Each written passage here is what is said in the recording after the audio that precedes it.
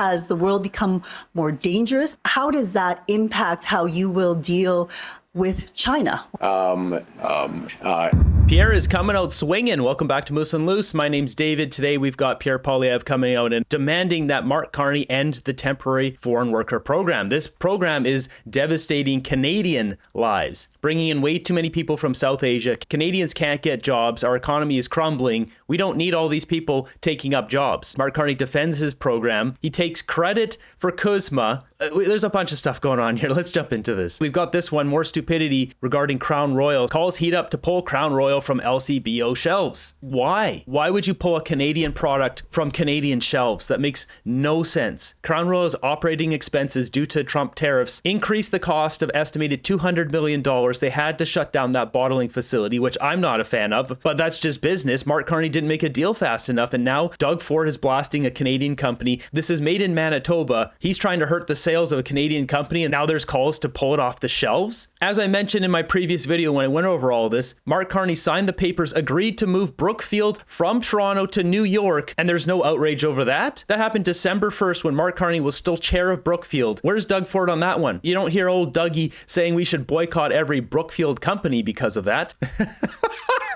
Look at this. This is the funniest one I've seen. There's another one with Melanie Jolie. Oh, Dougie. What a loser. People hate Gimli. Yeah, so Gimli, Manitoba is where Crown Royal is made. Moving ahead here, this is quite an announcement. LNG developer announces $15 billion project off of Newfoundland. Says Carney policy changes made it happen. This is a total PR thing with this. Carney policies made it happen. So St. John's-based Firmuse Energy Limited has unveiled new plans for $15 billion LNG off the coast of Newfoundland. CEO went on to say here, without that, we wouldn't have been having this conversation today. Swapan Katrina, CEO of both Fenmuse Energy and its project partner, London, UK-based Crown LNG, told the Energy Mix Tuesday. Prime Minister Carney has now started a movement almost to build a country. This is such butt-kissing going on here. So there's more to this story. There's so much other stuff we're going to cover today, so I will put this in the next video. There's a reason for this. I already know the reason for this. Will Mark Carney be enriching himself off of this? You bet he will. Is this good for Canada? Yes. I'm not going to deny that. This is good for Canada. We need more projects like this. Mark Carney needs to sell his stocks. Moving ahead, we've got Pierre Poilievre here absolutely blasting Mark Carney, demanding that he end the temporary foreign worker program in Canada. Generation screwed. Let's look at the situation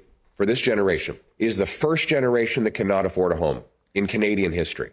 And now, the double gut punch.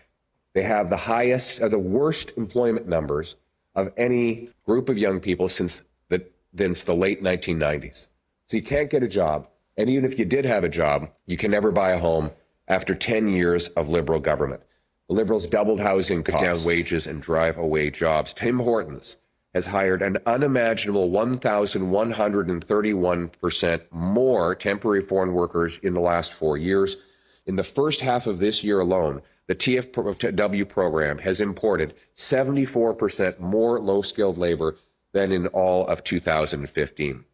TFWs, the number of temporary foreign workers, is now 2% of our overall workforce, and a staggering number, an unprecedented number. Regarding Tim Hortons, where's Doug Ford on that one? Why isn't he blasting Tim Hortons? He's going after a company that can't afford the bills because of the tariffs in Crown Royal. And yeah, you got Tim Hortons hiring people out the wazoo from the other side of the planet. Where's old Dougie on that one? Liberals promised they would cap the temporary foreign worker program at 82,000. But in the first 6 months, they've already handed out 105,000 permits. To put this into perspective, if they do the same number of permits for temporary foreign workers in the next 6 months that they did in the last, they will break the record again with over 200,000 temporary foreign workers coming in to take jobs when our own young people are facing record unemployment. The Liberals have to answer, why is it that they're shutting our own youth out of jobs and replacing them with low-wage temporary foreign workers from poor countries who are ultimately being exploited? And let us say as well, the people, the individual temporary foreign workers, the workers themselves, they are not bad people. They are not Canadian jobs for Canadian workers. Canada first, Canada always. Yeah, the people coming in, they have no idea what they're coming into, what they're stepping into. They have no idea the madness that our government is unleashing on its own people here. They just want a job. They're looking for prosperity for themselves. So they're not to blame. And I understand Canadians directing frustration to the South Asians coming in, but they are just looking for a better life. The government is allowing this. So the government is to blame. All of it is on Mark Carney and the Liberals. They are allowing our country to fall apart, and they're intentionally doing it. If they didn't want our country to fall apart and people's lives to be ruined, they wouldn't do this stuff. They know what they're doing, and they're intentionally ruining our lives. That's why Conservatives are calling on the Carney government to permanently scrap the temporary foreign worker program and to stop issuing visas for any new temporary foreign workers coming into the country. Strong message. This is what we need. Pierre coming out as a leader. He's starting to take over here. Under this proposal, existing permits would be wound down until the program is entirely eliminated. Canadian jobs will go to Canadian workers first. It's time that Mr. Carney took the job seriously of repairing the damage that his party has done. Unfortunately, the immigration minister who destroyed the program and caused this mess is now Mark Carney's justice minister. You can believe it. He's now gone from creating a housing crisis as housing minister, an immigration crisis as immigration minister, to creating a crime crisis as justice minister. It's the same Liberal team with the same Liberal results, just a different face who's even worse than the last one. Sean Fraser will go down as one of the worst politicians in Canadian history. Let's take a look at what Carney had to say on this. So I'm going to ping pong back and forth between Pierre and Mark Carney's press conference here. As Carney pointing out here, holy crap, Carney just announced the Liberals will continue full steam ahead with the temporary foreign labor. They are intentionally trying to make it so Canadians can't get jobs. Otherwise, they would not do this. Mr. Poilievre called this morning on the government to scrap the temporary foreign worker program. Is it time to shut the program down? You see his reaction there is this shocked face, like, oh, why would he say that? Well, I would say following, which is that that program has a role. It has to be focused in terms of its role. And it's part of what we're reviewing. It's part of what we will be discussing, how well the temporary foreign worker program is working and how our overall immigration system is working. We've been absolutely clear as a government that we want, and we're putting in place policies so that the overall level of immigration as a proportion of the population will decline from around 7% today to around 5% several years from now. Now, the biggest contributor to immigration is not temporary foreign workers. It's a variety of other factors. And I will say, je vais répéter en français parce que c'est important, when I talk to businesses around the country, particularly in Quebec, but elsewhere across the country, their number one issue is tariffs, and their number two issue is access to temporary foreign workers. Okay? As a whole, it's clear that we can improve our overall immigration policies. We're working on that, and we're setting clear goals to adjust. Clear goals to adjust. You're not doing anything but destroying Canadian lives with this crap. He's keeping it in place because all that cheap labor, all his well-connected insider buddies, all have big businesses, all benefit from this. Back in the 80s and 90s, TFWs were a big part of Canadian agriculture sector. They came in and worked on farms and went home after the harvest. It wasn't intended to replace all the positions at entry-level jobs like fast food and retail. Big companies now use it as a way to undercut wages and enrich themselves. This is it right here. This comment sums it up. The temporary foreign workers are great for temporary jobs that we need help with, like the harvest, picking fruit. We just don't have enough people for those kind of jobs. But year-round jobs that students normally take are all getting taken up. And not only that, the amount of people they're bringing in is astronomical. Millions of people. At this point, all those fruit picking jobs, there'll be 1,000 or more people for every one of those jobs now. There's so many people the Liberals have brought in. They're doing their Century Initiative. They're trying to replace us as a nation. Let's jump back to Pierre Poilievre's press conference here. Ezra Levant, Rebel News, asks him a question and gives him a suggestion here on how to handle this situation, because he knows Mark Carney's not going to deal with this because Mark Carney's not serving Canada. Hi, Ezra Levant from Rebel News. I thought it was very interesting about booster juice paying $36 an hour to a foreign worker. And I think a lot of Canadians don't know how pervasive this is, and that's an outrageous anecdote.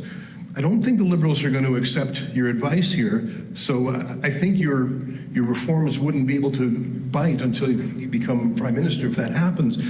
But I think there is something you could do in the meantime. And let me ask you if you would consider this. I'm actually just doing some brainstorming here. Would you consider shining a spotlight using your bully pulpit on the worst offenders. For example, maybe a company that really wraps itself in the Canadian flag, like Tim Hortons. Would you consider having an event outside of Tim Hortons? Would you consider writing to the board of directors of RBI and the Brazilian hedge fund? And I guess what I'm saying is there's no downside to these companies hiring foreign workers. But if there was a PR downside, if patriotic Canadians said this is enough, I notice in the UK there's a lot of people waving British and English flags. It's their response to immigration crises. Would you consider naming and shaming in the public domain abusers of the TFW program? Yes, and thank you for the question. Michelle Rempel has already begun the process. She's been publishing the most egregious cases of corporate elites profiting by shutting Canadians out of jobs in favor of low-wage temporary foreign workers. And Michelle, do you want to add anything to that? Sure. Come on over. I love that he answered that so straight, because you're not getting straight answers from the Liberals like that ever. No, thanks for the question, Ezra. It's absolutely egregious that these companies expect that they can just maximize corporate profits on the backs of and at the expense of Canadian youth. It's a practice that has to end. We've been naming and shaming them all week. I want to thank my team for finding those examples, but I encourage Canadians to go and look for themselves. There's been websites that have been set up so that people can see what these companies are doing. But the more important thing is, Ezra, that the Liberals are letting them do this. The Liberals are totally letting them do this. You know, Lena Diab, where was she this summer, the immigration minister? Did she name and shame any of these people? No, she didn't. And that's why we're here today. We're standing up for the people that are behind us. Enough is enough. Canadian jobs have to go to Canadians. People are shouting out this here, Job Watch Canada. Find and report companies exploiting foreign jobs in your area. Wow, this is amazing. Restaurant and food service managers. Look at this, downtown Vancouver. There's 22 in this one little spot here. 22. Amazon Development Center, Sony Pictures, Mount Pleasant Dental Group. You can't find someone to work as an administrative officer, really? I mean, this is insane. Look at this map. This is just Vancouver. We can go across the country here, and it's just everywhere. 2,300 jobs just in this one area over here. Jumping back to Mark Carney here. He gets asked about Donald Trump and dealing with Trump. He had a conversation with him. When was the last time that you exchanged messages or you spoke to the U.S. president? And it's been 4 months that you've been text, you know? It sounds like you're my teacher and I've been caught. You have been caught. Why are you laughing? People are losing their livelihoods. There's literally a video of Michelle Ferreri, former representative of Kawartha Lakes, just did an interview with a guy who's 71 years old. He was a GE engineer, mechanic guy who worked for the company for 41 years. He lives in his truck now. There's nothing to laugh about here, Carney. This is a nervous laugh. He's hiding his discomfort. He's being embarrassed on the world stage. He's obviously hiding something. It's been 4 months since you've been in government. How much longer do Canadians have to wait to see results from those talks with the U.S. president? Okay, well, let's go to results. Right now, we have the best trade deal of any country in the world. Okay, those are results. Oh, those are results. He didn't negotiate that. That's not his deal. That's the CUSMA deal that was already in place. This guy's so arrogant to take credit for CUSMA. We think it can be better, and we're working to make it better. But to be absolutely clear, 85% of our trade with the United States is tariff-free. Nobody else is in that position. Our average tariff is about 5.5%. That's the lowest average tariff of any country in the world.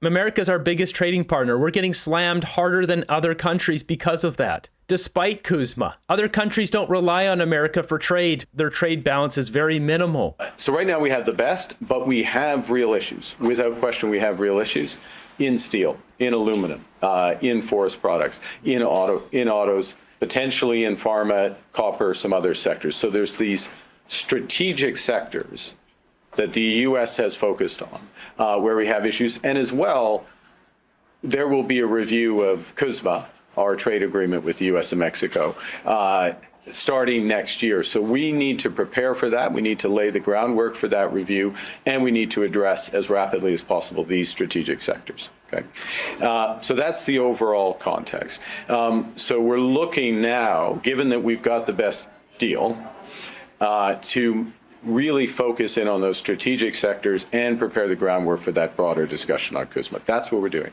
I last spoke, exchange messages.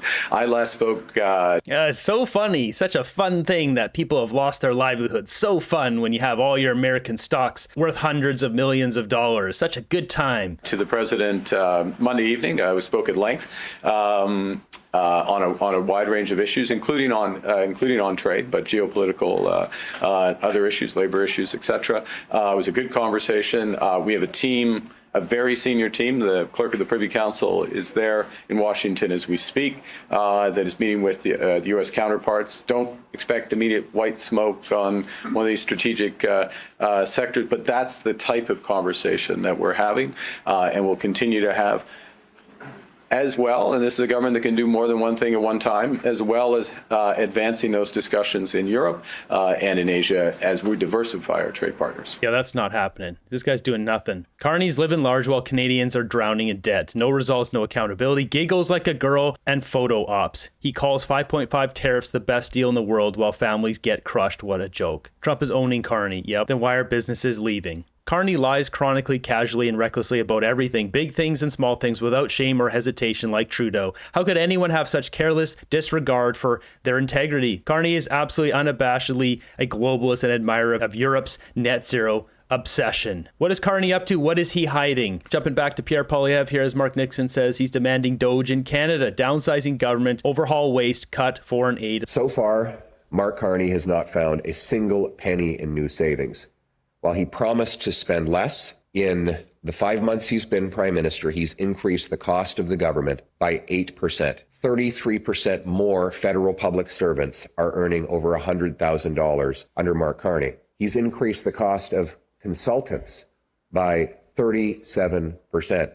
And if you believe economists, they calculate Mark Carney's deficit could be twice as big as Justin Trudeau's, which is unimaginable. No one thought it was possible to have a worse deficit than Trudeau, but Mark Carney appears to have accomplished it. What I'd say to everyone is, ignore Mark Carney's speeches, the letters he writes his ministers, which then get conveniently leaked to the media. It doesn't matter what he says. It matters what he does. And the numbers are very stubborn things. They show that Mark Carney is even more expensive than Justin Trudeau, that the deficit is getting bigger, and that will mean more inflation and more economic ruin for our country. Mark Carney is not a change, he is worse. We need to cut consultants, bureaucracy, corporate welfare, foreign aid, handouts to fraudulent refugees, and other wasted money. We need to bring down the cost of government to bring down the cost of living, lower taxes, inflation, and debt. Thank you very much. That's exactly what we need. Will Canadians wake up in time before it's too late? Ping-ponging back here to Mark Carney. He's talking about there needs to be big cuts in the government. There's too much spending. Funny how it's him that's the problem. It has been growing spending as a whole at over 7% a year on average for over a decade. That's twice the rate of growth of the economy on average. It's not a sustainable situation. So we need to rein in spending. We need to find efficiencies. We're in the process of finding efficiencies. One of the big elements of the discussions over the next 2 days will be about those efficiencies. It won't be the final discussion of that. We'll continue to work on this right up to the budget. So we need to do that. But at the same time, we need to invest as a country. And it's finding those efficiencies. It's the responsible thing to do with Canadians' money. This is Canadians' money. It's not the government's money. It's a responsible thing to do with that. But in finding those efficiencies, we create the room for these big investments.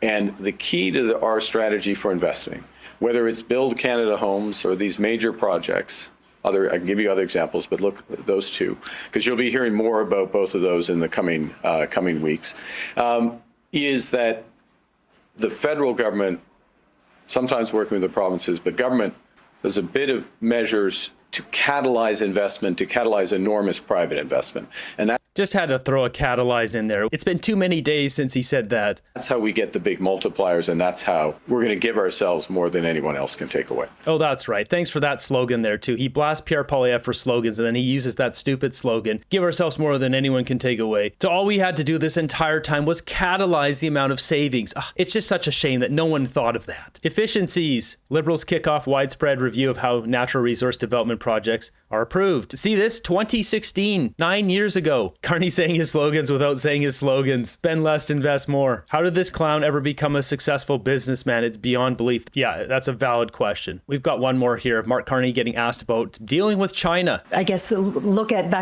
macro politics for a little bit. As you are aware, President Xi, President Kim, and President Putin met.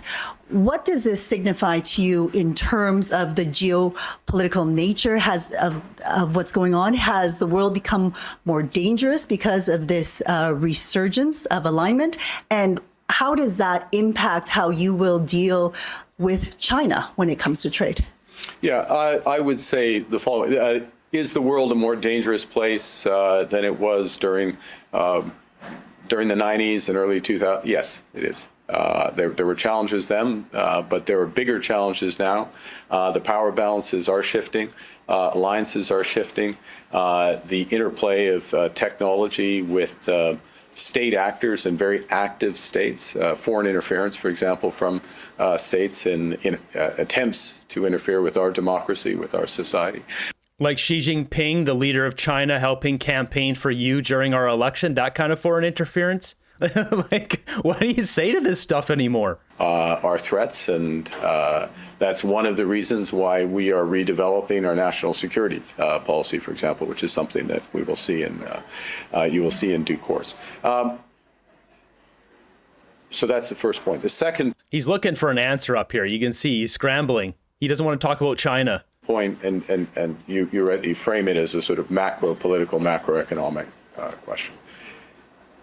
There are opportunities, and there will continue to be opportunities, those opportunities will grow, to have some commercial relationships with foreign powers with which we do not agree about everything, okay? There are extreme versions of this. Russia is an extreme version of this. We are not interested in commercial relationships with Russia. We have sanctions on Russia. We've sanctioned 3,000 individuals and entities because of their illegal war in Ukraine. Our relationship with China, our relationship with India, I'm just going through the countries that were at this event: China, India, North Korea. See, North Korea, we're not really looking to develop a relationship there. We have fundamental differences with those regimes. We have differences with China, different approaches to a variety of things. Like China enslaving over 1 million Uyghurs in detention camps up in the north? Is that one of our differences? Are those Canadian values? They are our second largest trading partner. And there are areas where we can cooperate, and we will look to potentially expand those areas for cooperation that are in ways that are consistent with our values and are in the interests of Canadians. I'll give you. In the interest of our values. They're the party of inclusivity, and yet China is enslaving 1 million people because they have different values. The hypocrisy of this guy is unbelievable. Not to mention, this guy went to China as a U.S. business leader just before becoming Prime Minister of Canada. An example. And maybe I should probably actually go do what I came here to do, which is, well, of course, talk to you, but also have the cabinet meeting. You look at the issues around canola at present, and our broader agricultural exports, pea protein, other aspects, and fisheries. We're going to work hard to get that right.